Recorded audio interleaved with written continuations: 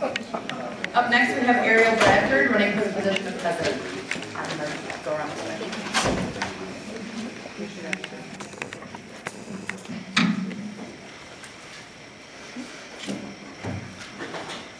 Since 1970, 52% of all wildlife populations have disappeared, largely due to overhunting. Trophy hunting was once viewed as a way to fund conservation. A 2006 study revealed that only 3% of those profits go back to healthy animals. Despite this discovery, the worldview of trophy hunting didn't change much until 2015 when Cecil the lion was lured off a national park in Zimbabwe. It took 2 days and $50,000 to kill Cecil, who had been the park's main attraction for 8 years. Hashtag Justice for Cecil trended on all corners of the internet, declaring a transformation must be made. Hunting just outside a national park in Zimbabwe depleted the population of lions in the area by 72% in just 5 years. Rhinos and elephants have dwindled in population numbers. Their tusks and horns have been used by sheep to make trendy daggers, by tourist traps, selling trinkets, and by oriental practitioners for use in traditional medicine. A 2008 study revealed that using rhino horn in medicine is just about as effective as chewing on your own fingernails. Yet these creatures are disappearing from our world for fashion, novelty, and lies. The poaching crisis of the 70s and 80s wiped out most northern white rhinos.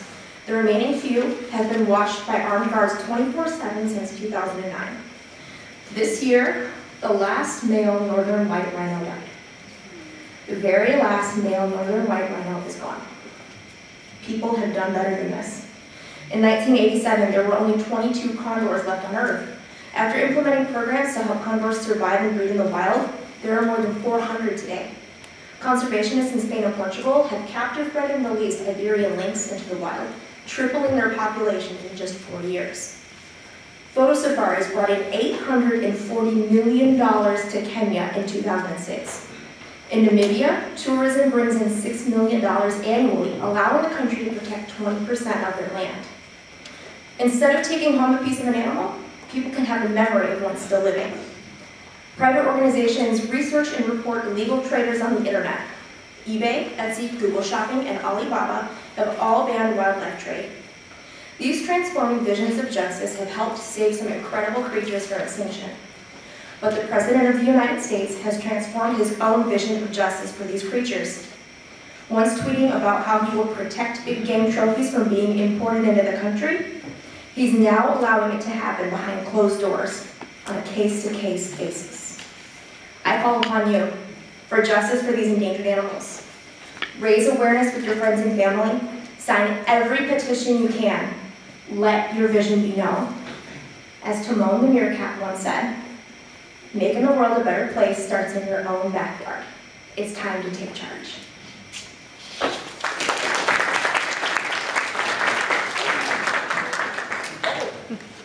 Hey.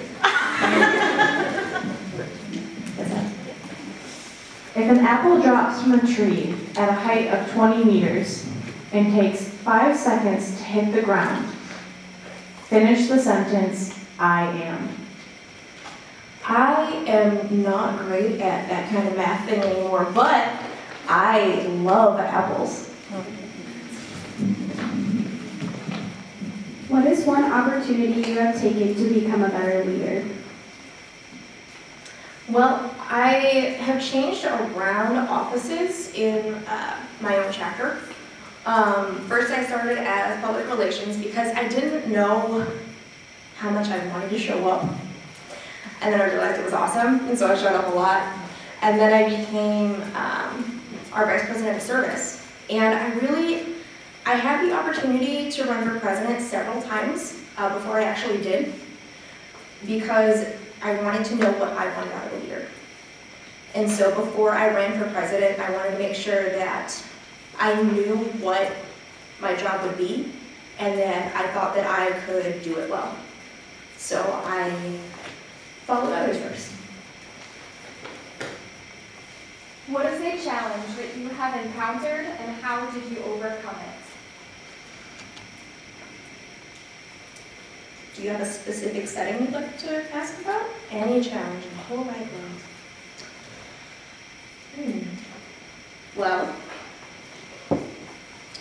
I stepped in a home, I broke my leg. It hurt a lot. So I counted on my family, who I said, help. And it happened at church. And I said, help. And my dad came running. And before I knew it, there were like 4 or 5 people from the church around me. And they offered to help. And when you literally can't walk, it's very humbling. I've broken this leg before, and I've had to count on a lot of people. And that itself is a challenge, to know that I can't do stuff by myself. When you literally can't walk by yourself, it's terrifying. I'm an only child. I'm used to doing things by myself. And so asking for help, I feel like it's an ongoing process. I had a hard time asking my parents helping me to pack my bag for this conference. I felt guilty, but they did. And so it's an ongoing process, but understanding that you can't do it yourself is a way to overcome things. Ariel, what is the one thing you would like to do to improve our region? Ooh, good question. Well, I know what it is, but I don't know how to put it in words. I want to make a program specifically in Michigan, because I think that we're very progressive as a region. I think that we're very kind of front of the pack.